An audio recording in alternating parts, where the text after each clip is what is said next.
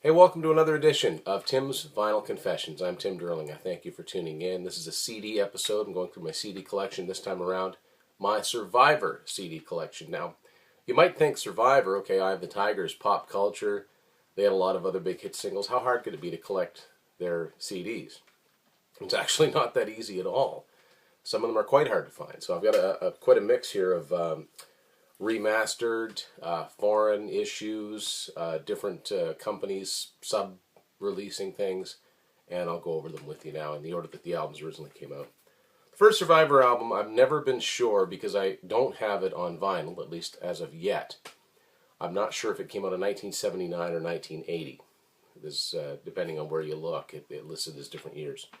But I do know that it was self-titled, and here's what it looks like. Now, I've read that that's Kim Basinger, and then I've read that it's not.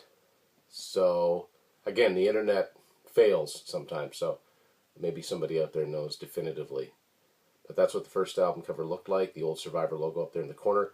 And as you'll see by the hype sticker, this is an edition on Rock Candy Records, which came out in 2010, and I don't think, I could be wrong, I don't think you could find this on CD before then, but there might have been Japanese issues or German issues, I'm not sure.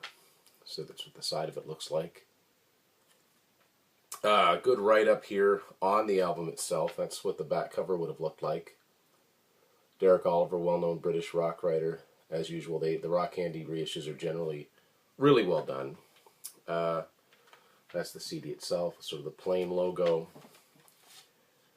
And a pretty extensive write-up on what went into the making of this album. And there's reprints of some single sleeves, like this, the single sleeve to Somewhere in America.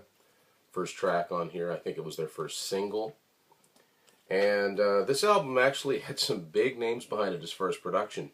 It was originally co-produced by Ron Nevison, who would go on to work with them again, but it was also worked on by none other than Bruce Fairbairn and Bob Rock. Doesn't sound like an album that they would have produced, but just an interesting story about how it came to be, how they got signed to Scotti Brothers Records. Scotti Brothers Records was a smaller label that was initially distributed by Atlantic, and right in the middle of after this first album had been released, they changed their distribution from Atlantic over to CBS. And because of that, they had a song called Rebel Girl, which was a newly written song after the album was out. They were doing it on tour, getting a lot of response. They put it out as a single. It got a lot of airplay in certain areas, but they did not do a second pressing of the first Survivor album. They would have put it on there. Fortunately, they provided it here on the CD issue, which is, again, that's the Rock Candy touch. They sort of, if they can, they leave no stone unturned. So the second Survivor album came out in 1981. It was called Premonition. This album was not overly successful in and of itself, although it did provide their first top 40 hit, song called Poor Man's Son. This version I have is US, but it's distributed by Volcano Records, or Volcano Music, so I'm not even sure exactly what that is, but this is the version I was able to track down. This is a pretty good album, really good album. It's the CD itself looks like, and I would say just a basic reprint of whatever would have been on the back cover of the vinyl.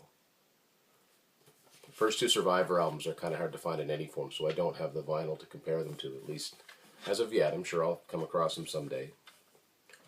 Third Survivor album, of course, you might not know it's the third, but the next one to come out was this one, Eye of the Tiger, 1982. Of course, the song is bigger than the album. The album was a platinum album and very successful in its own right. So subsequently, you've probably seen it many times. Now, the way that the side of the CD looks is very much like a typical CBS CD from the US from this time period. But the serial number is a little bit off. That's because this was a reprint from the 90s when Scotti Brothers became distributed by BMG.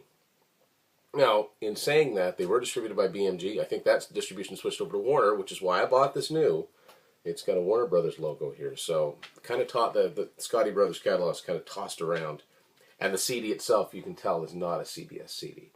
That's the picture that was on the back cover of the record, which I can confirm. By now, you might not know his name, but by now singer Dave Bickler wearing his trademark beret. That's pretty much how they were dressed in the Eye of the Tiger video. Zip for credits. And it's interesting because, I mean, I grew up listening to, you know, top 40 radio from like the mid 80s onward. I followed it pretty devotedly. And I didn't know that Survivor put out an album between the Eye of the Tiger period and the Vital Signs period, so 82 and 84. I just figured there was a 2-year gap. Found out later, like in the early 2000s, there was another album. And it was this one, Caught in the Game, 1983.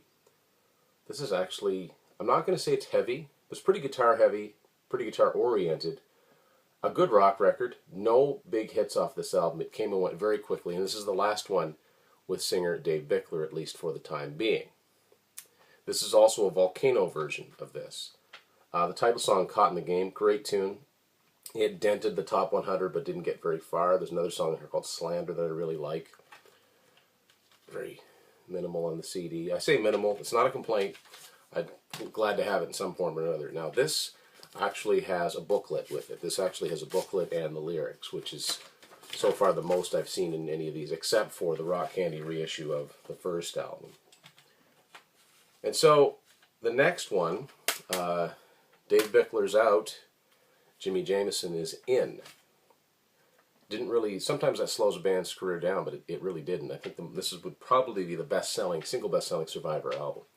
1984, Vital Signs. Now, why this album doesn't get the acclaim that, say, Journey's Escape or REO Speedwagon's High Infidelity, it's kind of a shame. It's a great, great radio rock album, if you like this sort of thing. And it was very successful. Again, like Eye of the Tiger, this was a later Scotty Brothers issue, but still made to look like it was a CBS distributed. A lot of hit singles off this one. Can't Hold Back, High on You, The Search Is Over, all came off of this album. So this was the most successful album as far as spinning off a lot of hit singles for Survivor. That's the CD. I would have got this sometime in the 90s. You would think that you would come across this, but you don't. Nothing, again, like the Eye of the Tiger CD, there's nothing in here. The next one I stumbled upon used, quite by accident. In 1986, the next Survivor album to come out was When Seconds Count, another really good album, not as successful. Is This Love was the hit off of this one. And this is a Japanese issue on Pony Canyon. See down there in the corner. And very different on the side. Very different on this side. So this is a Japanese version. I happen to find this used. So you've got all the song titles in English and then in Japanese. This album and Vital Signs were both produced by Ron Nevison. It's got his trademark production sound too. So the two big albums he did with Heart, Kiss, Crazy Nights, and Europe's Out of This World, they all sound like they were recorded with the same drum kit in the same room. It's pretty amazing, really. So there's no credits inside this booklet. However, like the Japanese CDs do, and whoever got rid of this, where I found it, left this in. It's got all the lyrics in Japanese, and on the other side, it's got photos, credits, and lyrics in English. Now, the next album to come out by Survivor came out in 1988 and was not successful. It was quite good. It was called Too Hot to Sleep, but by this time, bands like Survivor were kind of, all these bands were suffering. Journey had gone on hiatus. REO Speedwagon weren't selling like they used to. Foreigner were kind of nearing the initial end of their career, but that was by choice. Basically, it was that the harder rocking radio bands, and I hate to use the expression hair bands, but that's when they were really becoming the primary commercial rock force. So that doesn't mean that these guys stopped producing good music. And Too Hot to Sleep came out in late '88. Pretty cool graphics. I'm not sure if that's Hugh Syme or not. I'll have to take a look at it. Very much like Night Ranger's Man in Motion. Came out around the same time, and it did equally as poorly, unfortunately. Now, down in the corner, that looks like a CBS disc, because this is the one and only Survivor disc that I have that's on CBS, and it's actually Canadian. This is a rare CD. I found this being cleared out sometime in the 90s, but it was still in its, not the long box, but the plastic. They used to come in the plastic that you'd have to cut out, that had the CD booklet on top and the rest of the CD on the bottom. And the typical of the time, the CBS boxy look to the CDs, which I'm glad to have a few of these, because it's rare, really rare. So I bought this one new, even though it was marked down, Typical CBS looking CD there. Sort of pared down to a three-piece at this point. They had session musicians on this album, including legendary drummer Mickey Curry. Hugh Syme did indeed do the artwork on here. I thought so. It looked very Hugh Syme. Credits and lyrics. And then the band kind of... There's been various incarnations of the band, with Jimmy Jamison going to do a solo career, Dave Bickler coming back in, then both being in the band at the same time. Of course, as of a few years ago, Jimmy Jamison sadly passed away. In 1989, Scotti Brothers put out a Survivor Greatest Hits with a white album cover that looked like it kind of had a map on it. I don't have that. The version of Survivor's Greatest Hits I got was the one that was available when I was actually looking for it. Came out in 1993 with this cover. And this is a Canadian version of Scotti Brothers, and it's distributed by Attic Records. And this is a pretty good mix of songs. There were a couple new songs on here with Dave Bickler back on vocals. So, yeah, Canadian. Very Canadian if it's on Attic.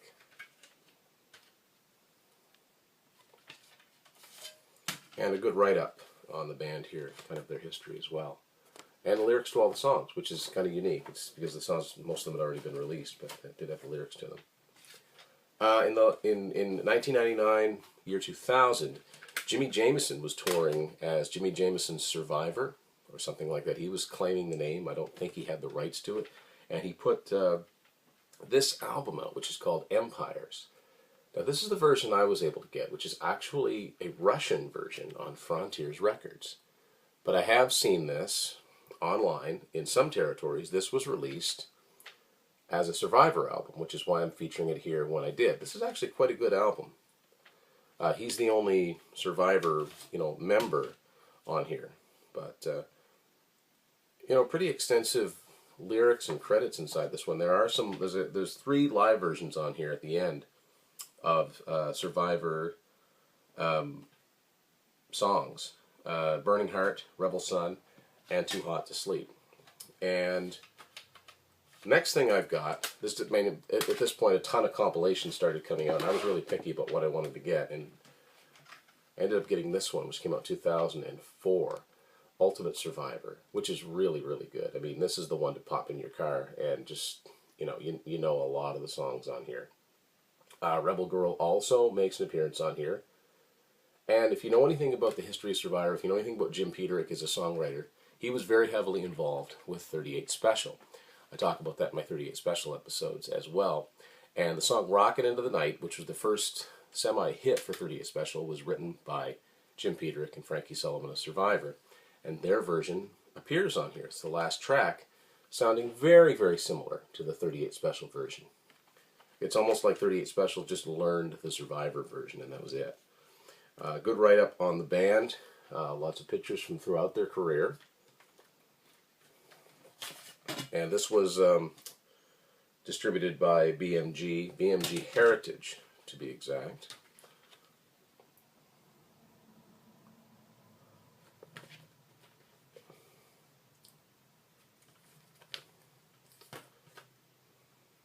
Yeah, well worth picking up for sure. And the only other thing I've got from them is an album that came out in 2006. Now, I saw them at concert in 2006. It was supposed to be with Jimmy Jamison, but he had left. It actually ended up being Robin McCauley on vocals, but they still did a really good show. I was impressed.